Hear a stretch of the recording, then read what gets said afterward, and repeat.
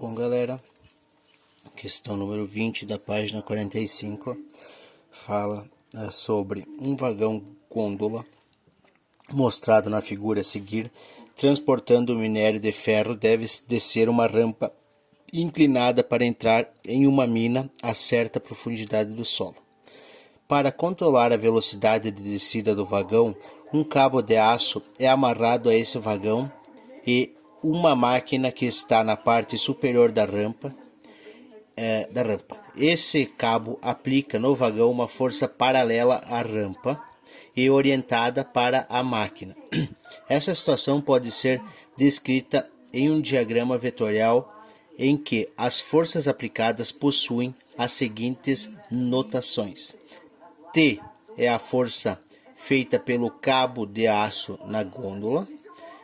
FA é a força de atrito na gôndola. P é a força peso na gôndola. E N é a força normal na gôndola. O valor da aceleração da gravidade é 10 metros por segundo ao quadrado e a resistência do ar pode ser desconsiderada. Nesse contexto,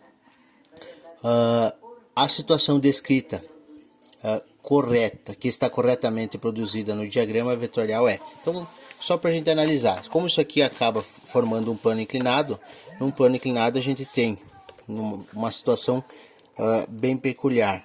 O objeto que fica sobre um plano inclinado, ele está suscetível à ação da força peso, tá?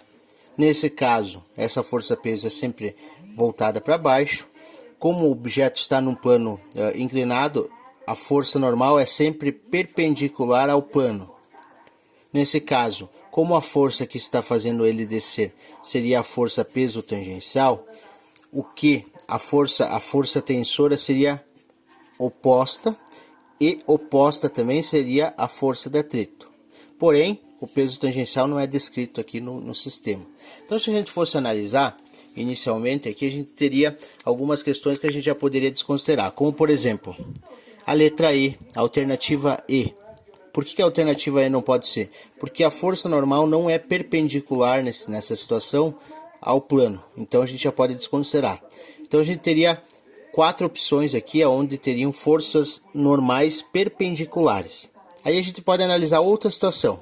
A força peso é sempre voltada para baixo e não perpendicular ao plano. Então a letra D e a letra B a gente também poderia desconsiderar. Ficariam então apenas a letra A e a letra C como alternativas possíveis.